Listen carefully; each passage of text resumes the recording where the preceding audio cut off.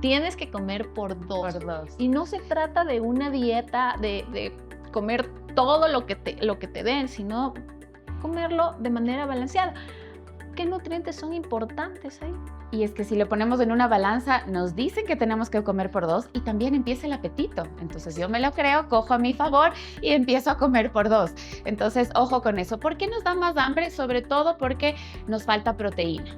Y realmente no es comer por dos, sino yo diría nutrir para dos. Eso sí sería lo importante de seleccionar el tipo de nutrientes que ahora, si ya los llevabas como hábitos, va a ser mucho más fácil, y si no, ahora empezar realmente a incluir estos nutrientes que sí o sí lo vas a necesitar.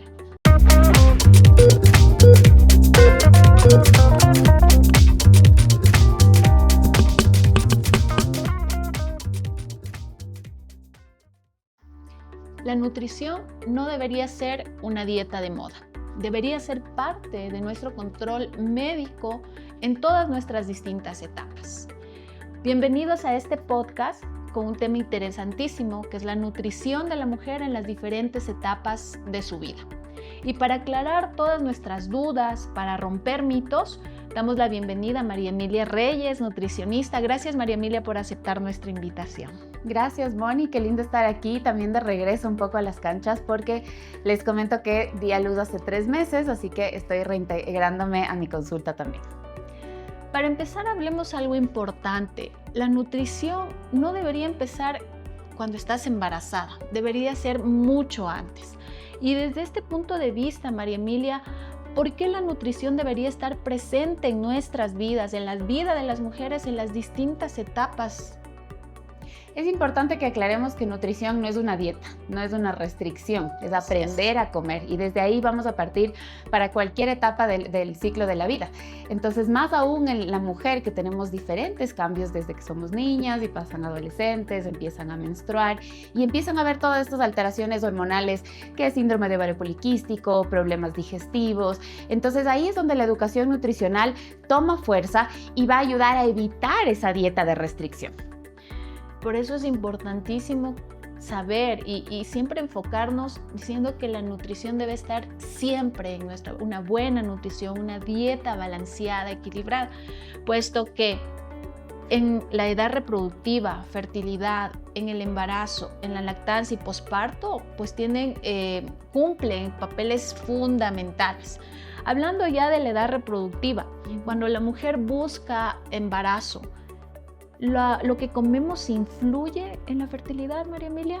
Totalmente, va a influir en cómo se va a desarrollar nuestro cuerpo, cómo se va a desarrollar el bebé y cómo vamos a llevar también ese posparto que sea un poco más llevadero. Porque hasta ahora tengo estos pacientes que me dicen, es que desde que fui mamá no puedo regresar a mi peso, y le echan toda la culpa a esa maternidad cuando realmente no hubo una base sólida. Y siempre digo, es como preparar el terreno antes, luego ya cuando estás embarazada ya estás poniendo las vigas, estás construyendo, ¿no es cierto?, como tu casa, y luego es posparto, es decorarle y formar ese hogar. Por eso ahí está también la lactancia, donde entregas amor, pero ya vas poniendo tus detallitos. Entonces no te puedes saltar ninguna de esas etapas. Así es, y es importante recalcar que si nosotros nos cuidamos antes de concebir y durante el embarazo, pues también estamos cuidando el futuro de nuestros bebés, porque se habla mucho de la epigenética. La nutrición, una adecuada nutrición en el embarazo va a desarrollar o más bien va a predecir un futuro bueno para nuestro bebé, disminuyendo el riesgo de síndromes metabólicos y también complicaciones en el embarazo, que ya vamos a hablar. Entonces, por lo tanto, ¿qué debería revisar una mujer que está buscando embarazo, María Emilia? Yo siempre recomiendo que hagan un chequeo general, porque no solamente va a ser nutrición, aunque ahora toma más relevancia, pero sí un buen control ginecológico, nutricional, psicológico e incluso un buen acompañamiento también de un fisioterapeuta. Porque lo que más voy a recomendarles yo como nutricionista deportiva es hagan ejercicio, pero yo no voy a prescribir ejercicio. Entonces el deportólogo o el fisioterapeuta deportivo es el que te va a decir, necesito que hagas tal o cual tipo de deporte, y también ayudar a prevenir esas lesiones, porque no nos vamos a emocionar tomando todos los suplementos, haciendo todos los ejercicios, si realmente no es personalizado. Entonces, con estos 6 meses previos, yo puedo asegurarme que esta mujer va a tener un buen tono muscular, que eso me va a ayudar a nivelar niveles de glucosa en sangre, a a tal vez reducir ciertos riesgos, por ejemplo, a pérdidas de masa muscular, que eso nos ayuda a nivelar las hormonas también. Y en un mes no siempre vamos a lograr ese aumento que yo necesito. Así es. Y de hecho debemos hablar de trabajo en equipo, puesto que lo primero que debemos hacer es el chequeo preconcepcional. Vas a tu ginecólogo o ginecóloga, vamos a verificar o ver qué factores de riesgo tienes. Vamos a realizar exámenes para descartar cualquier tipo de factor de riesgo o patologías que puedas presentar. Si tienes enfermedades preexistentes como hipertensión, hipotiroidismo, obesidad, síndrome antifosfolipídico, insulinoresistencia o colagenopatías. Posteriormente a esto, pues la valoración por nutrición y cuán importante es que debe ir unido con el ejercicio, porque ya la Organización Mundial de la Salud indica pues que normalmente deberíamos hacer 300 minutos de ejercicio a la semana y tenemos con una reducción del 30% de preeclampsia, obesidad, diabetes gestacional, restricción de crecimiento. Entonces todo esto nos va a ayudar para disminuir todas las complicaciones que se pueden presentar en el embarazo. Entonces, hablando de suplementación, el ácido fólico, que es un oligoelemento que trabaja como la reducción de malformaciones a nivel del sistema nervioso central, espina bífida, mielomeningocele, hidrocefalia, cardiopatías. Lo ideal debería ser que se debería tomar 3 meses antes o por lo menos un mes. ¿Tú qué nos dices aparte de Yo sí recomiendo por lo menos 3 meses, pero ojo, si ustedes nos están escuchando y no pudiste hacer esta suplementación previa a los 3 meses o tampoco lo hiciste un mes antes y ahora estás embarazada, tampoco te asustes. Justo por eso la nutrición tiene que ser de manera individual para poder conocer todo tu historial y saber qué vamos a hacer de aquí en adelante. Lo ideal es esa preparación justamente para que nuestro cuerpo llegue fuerte con todas las reservas que necesitamos y también porque sabemos que nos cuesta crear hábitos. Incluso las nutricionistas nos cambian un poquito una cosa y decimos, ¿y ahora cómo lo voy a hacer? Entonces, siempre tomen en cuenta que la nutricionista se va a adaptar a sus hábitos y no ustedes a la dieta, entre comillas, que le imponga la nutricionista. Entonces, yo tengo que estudiar un poco si te gusta cocinar, quién te va a apoyar en la casa, cómo son tus horarios de trabajo también, para según eso determinar cuántas comidas vas a tener, qué tipo de cocciones vas a hacer, porque si, por ejemplo, trabajas y comes en el catering de tu empresa y la proteína que normalmente pasa es muy pequeñita, ¿cómo voy a complementar esa proteína que yo necesito para generar otro ser? Que sobre todo, aquí hago un paréntesis, en el segundo trimestre necesitamos más cantidad de proteína. ¿Cómo vamos a suplementar eso? ¿Te gusta el pollo? ¿Te gusta el queso? ¿Eres intolerante a la lactosa? Todos esos descubrimientos tenemos que irlos haciendo con antelación. Sí, y es un punto muy, muy importante porque cuando hablamos de lo ideal, que te prepares 6 meses antes, que tomes ácido fólico 3 meses antes, pero si ya estás embarazada, tranquila, no te desesperes.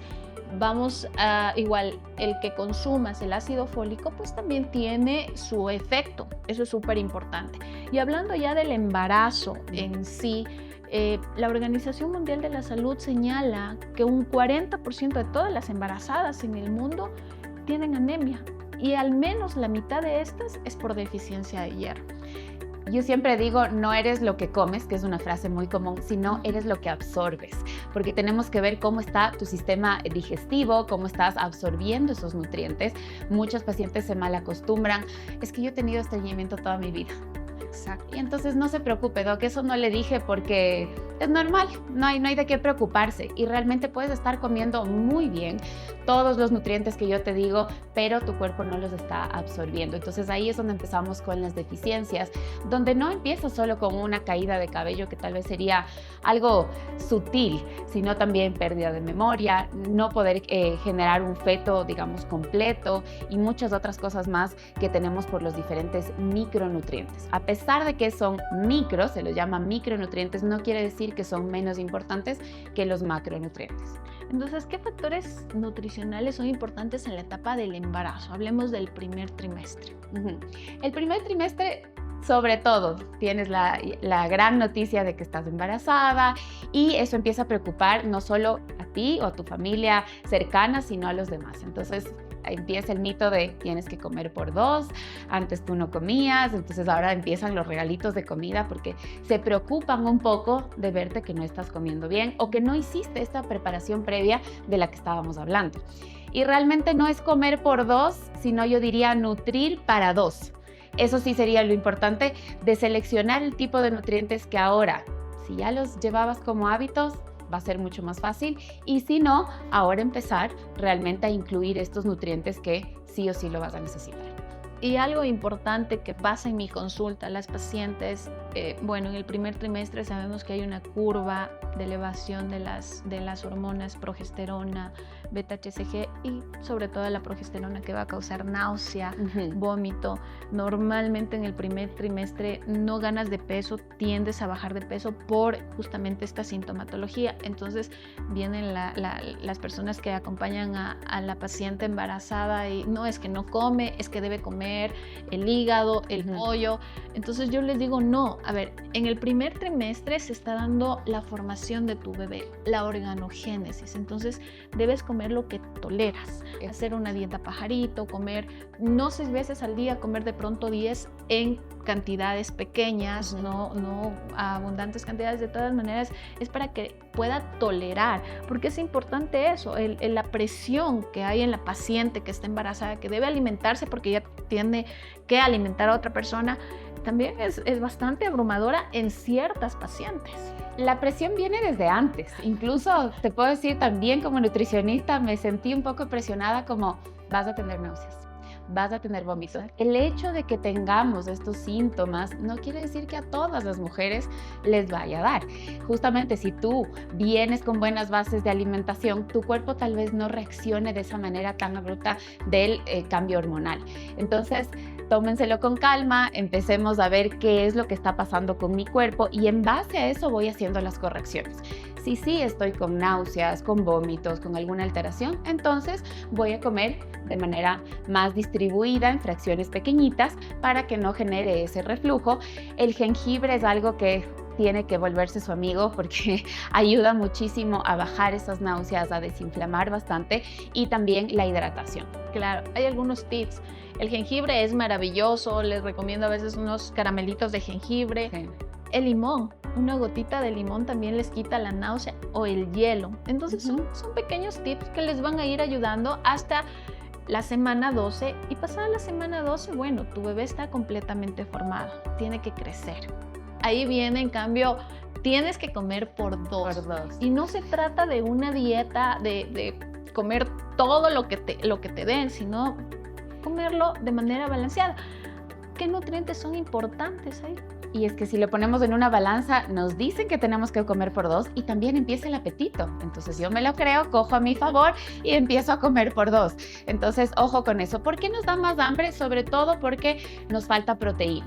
En este segundo trimestre, uno de los nutrientes más importantes va a ser la proteína, porque son estos como ladrillitos que me están ayudando a construir este nuevo ser, y que si yo no tenía reservas, por eso les decía que el aumento de masa muscular previo al embarazo es importantísimo.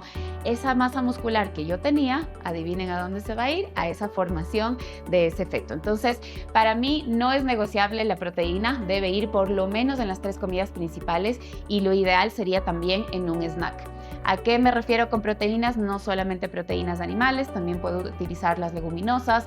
Bueno, en la sierra utilizamos mucho los chochos, que pueden ser parte de una ensalada, incluso en una crema para espesar, no necesariamente maicena, harinas, puedo espesarlo con chochos también. Los lácteos, a pesar de que hay algunas mamitas que ya tienen intolerancia a la lactosa, y también tenemos en algunas semillas. Algunas personas sí les mando suplementos de proteínas si es que lo necesitan, porque es una fácil manera de incluir los nutrientes que necesito de una manera líquida. Hablando de las pacientes veganas, vegetarianas, ¿cómo es su dieta? Son pacientes que la mayoría tienen anemia porque no hay una ingesta adecuada de proteína. Realmente ahí tenemos que evaluar si es que empezó a ser vegetariana, a hacer su dieta vegetariana con la guía de una nutricionista o lo empezó a hacer por moda. Porque sabemos que cada año, yo enero siempre estoy sentada esperando a ver cuál es la nueva moda de este 2026, 2027, porque salen con diferentes cosas, pero realmente aplica esa moda para mí, realmente es sostenible. Entonces, en el caso de las mamitas embarazadas, si es que ya han estado mucho tiempo con una dieta vegetariana sin ninguna deficiencia, no pasa nada. Puedes embarazarte, tener tu posparto de una manera tranquila. Pero no sería ideal si es que yo quiero recién empezar una dieta vegetariana antes de concebir. Sí, es importante. También es importante, y en mi consulta siempre les digo, dependiendo de su peso, ¿cuánto peso debería ganar durante todo el embarazo? La OMS te dice que en una paciente con un índice de masa corporal adecuado, 24.9, debería ganar entre 12 a 15 kilos en todas las 40 semanas de embarazo. Una paciente con obesidad, máximo 8, 9 kilos. Entonces es súper importante ahí sí el trabajo en equipo y que nutrición también valore para que establezca una dieta adecuada. Sin embargo, los suplementos, ¿qué nos recomiendas? Tengo pacientes que me dicen, bueno, doctora, el hierro me causa estreñimiento, me arde el estómago, no puedo. ¿Qué hacemos? Bueno, primero habíamos hablado del ácido fólico por lo menos 3 meses antes, hombres y mujeres. Si es que no lo hiciste 3 meses antes, por lo menos 1 mes antes, porque el ácido fólico sí lo tenemos en la alimentación, pero no va a cubrir el requerimiento tan alto que necesitamos en esta etapa. Entonces, 400 microgramos de ácido fólico es una pastillita, no te causa náuseas y ya está. El segundo sería para mí el omega 3, justamente es un cardioprotector, es una grasa saludable, porque nuestra dieta ecuatoriana realmente no vamos a comer salmón todos los días, puñado de nueces todos los días, o grandes cantidades de aceite de oliva también, donde podríamos encontrar este omega 3. Sí los vamos a seguir incluyendo, pero preferiría también suplementar. Y ahí es importante que te fijes en el tarrito que solamente diga omega 3, que es el que nos va a ayudar con esta desinflamación, y no por marketing el omega 6 y 9, que, no, este es más completo porque tiene omega 6 y 9. Solamente el omega 3. Y la dosis de EPA, de HA que completen los 1000 miligramos. Hablando de la dieta mediterránea, que es un boom, y ya tiene algunos años, con muchos estudios, revisiones sistemáticas, en donde sí se ha evidenciado una reducción del 35% de preeclampsia, diabetes gestacional, restricción de crecimiento, parto prematuro, peso bajo al nacer, infecciones del tracto urinario.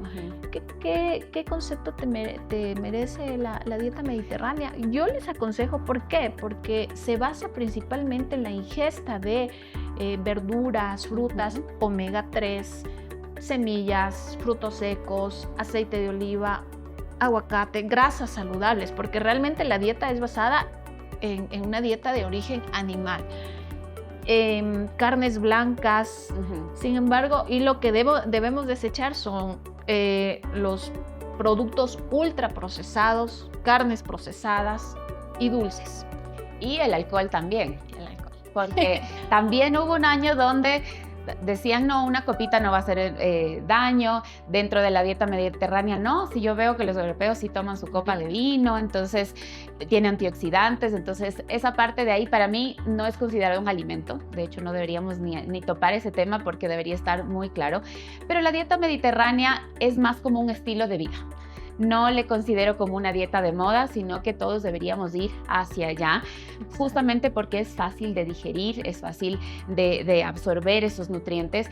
Si nos fijamos de esos pescados que nos comentan, nuestro país tiene muchos pescados. ¿Cuál es el problema también ahí? Que es importante aclarar el tipo de preparación.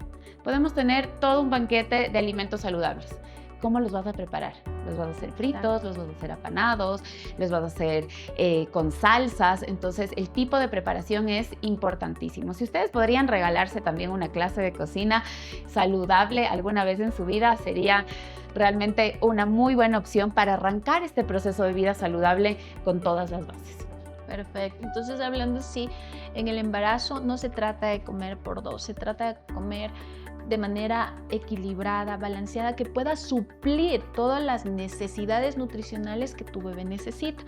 Porque Ahora, ¿qué pasa en una paciente o con qué se relaciona una paciente con una deficiencia de hierro, María Emilia? Ujú.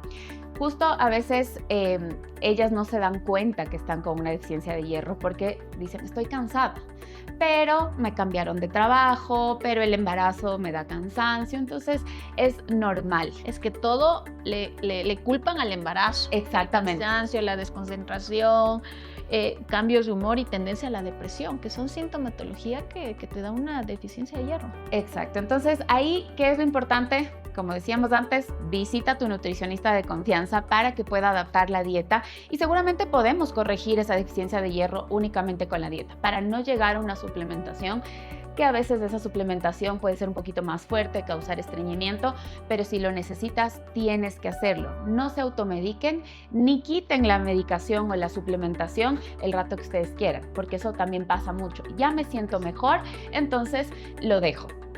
Sí, y ahora es muy importante porque hay varios estudios que te indican que la deficiencia de hierro está relacionada con parto prematuro, con bajo peso al nacer y también con una deficiencia del desarrollo psicomotor.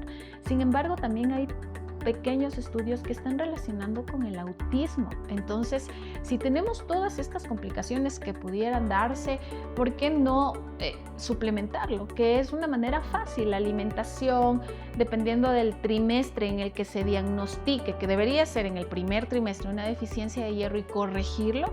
También existen aquellas pacientes que si tienen demasiados efectos adversos con la medicación oral, también hay medicación intravenosa, la carboximaltosa férrica, que nos ayuda bastante bien.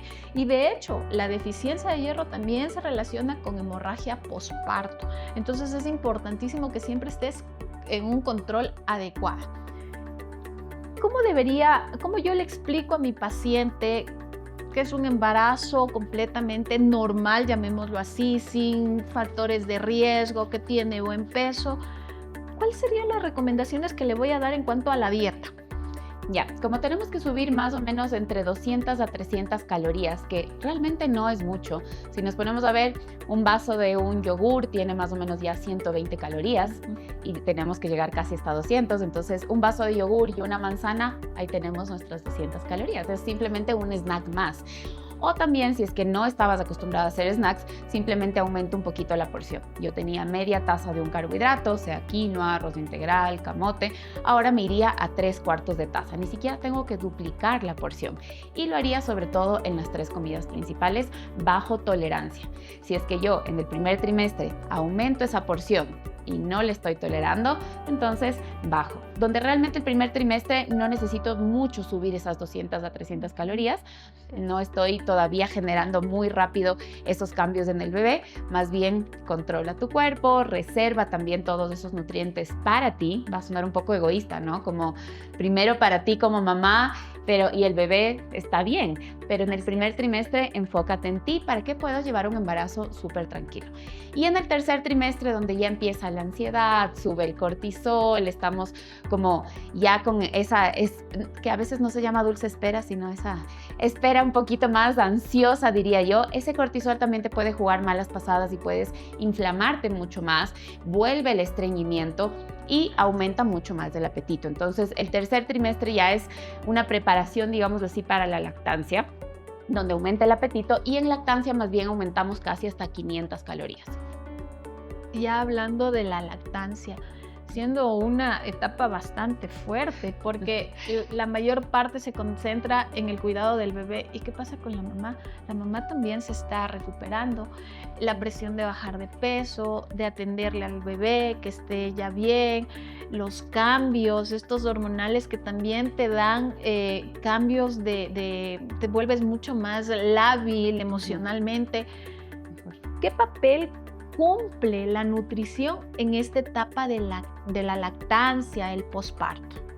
Realmente es la base entre nutrición y psicología. Para mí sería ese combo perfecto en la lactancia, porque si una mamá está bien nutrida y está feliz, sobre todo eso, su bebé va a estar feliz.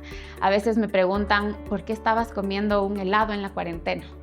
Bueno, porque tal vez ese helado era parte de mi equilibrio y me estaba haciendo feliz en ese momento y mis hormonas estaban tranquilas y sé que solamente es temporal, pero para llegar a ese equilibrio de cuándo sí y cuándo no y saber elegir esos alimentos es donde debes tener esta base de educación nutricional. La cuarentena es importantísima, necesitamos una muy buena base de alimentos para recuperarnos, sea tu parto natural o cesárea, de hecho mucho más en cesárea porque es una cirugía donde necesito más proteína, más colágeno, ayudarle a mi cuerpo, pero como digo, ese equilibrio también físico y mental, porque sabemos que la ansiedad es más mental y el hambre es física. Entonces, si es que por ahí quieres incluir algún alimento que dices es una porción pequeña y esto me va a ayudar a estar tranquila, ok, hazlo. Y justo para cerrar este bloque, hablemos de mitos y verdades. En el embarazo, ¿está prohibido tomar café? No, yo les puedo comentar que tomé café todo el embarazo, no sentí náuseas, eso también es importante. Si estás con náuseas, baja la cafeína, pero sí vamos a recomendar más bien un café descafeinado y máximo, aunque también la literatura te dice que puedes llegar hasta 2 tazas de café al día, yo preferiría que sea máximo 1, porque también tenemos cafeína y la teína en el chocolate y en otros alimentos, entonces con 1 taza y que sea un café pasado y no un café soluble, justamente por aprovechar esos nutrientes del café y que no interrumpa tu digestión. La dosis aceptable del café, de la cafeína, es 200 miligramos al día, que más o menos una taza de 240 cc contienen entre 80 a 100 miligramos al día del total de la cafeína, y justamente es importante tomar en cuenta qué otros alimentos consumimos durante el día para no sobrepasarnos esta dosis. ¿Por qué? Porque si nosotros tomamos 2, 3 tazas de café al día, sí, vamos a tener repercusiones, y eso sí hay que dejarlo claro. Vamos a tener repercusiones, parto prematuro, peso bajo al nacer.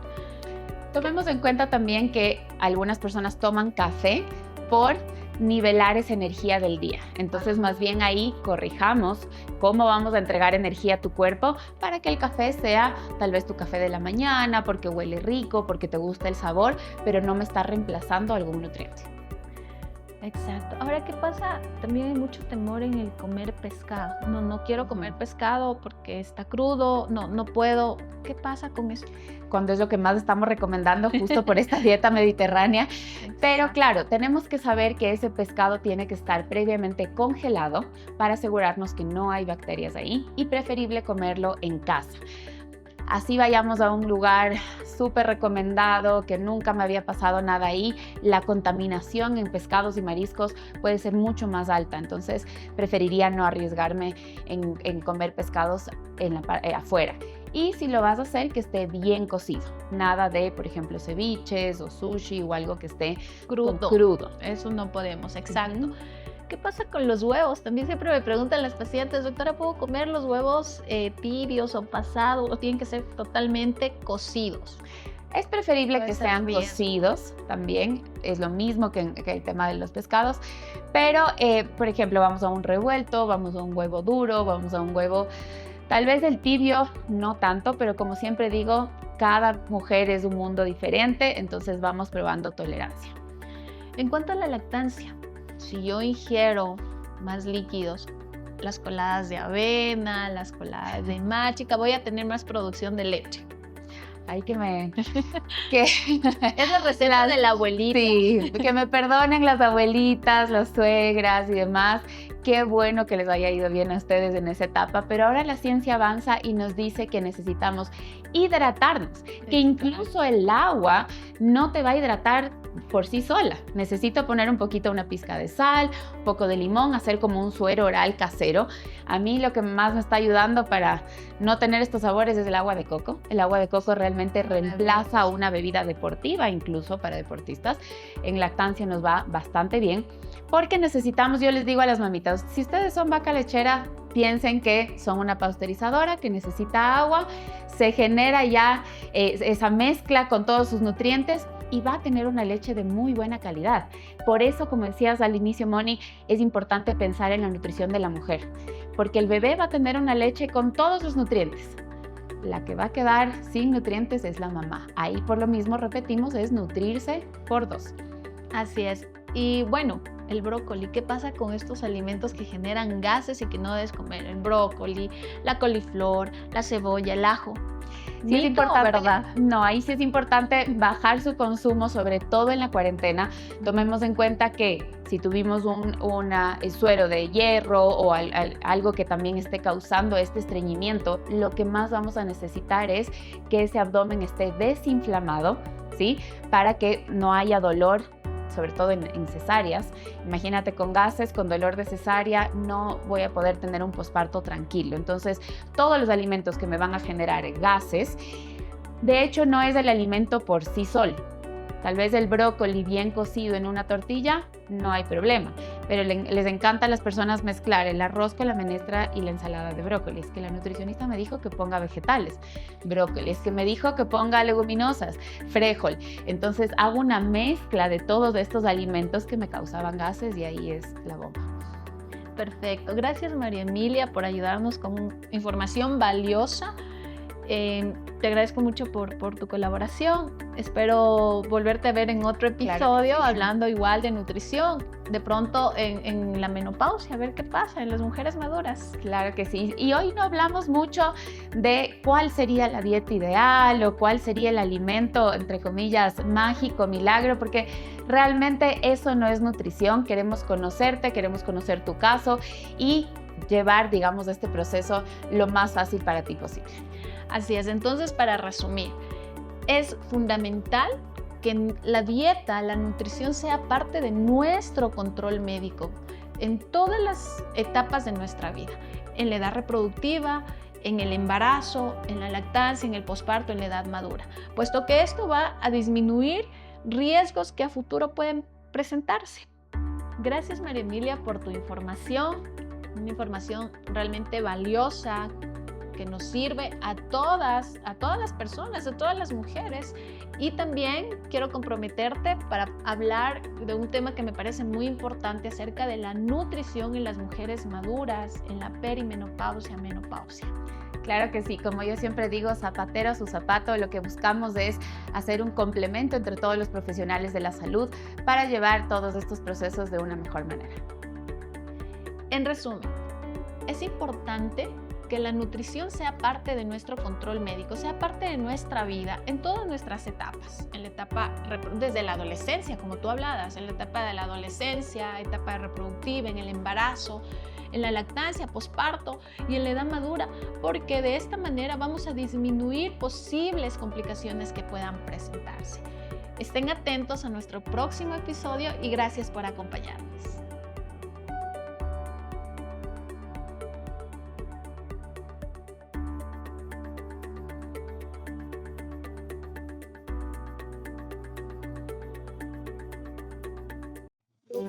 Good.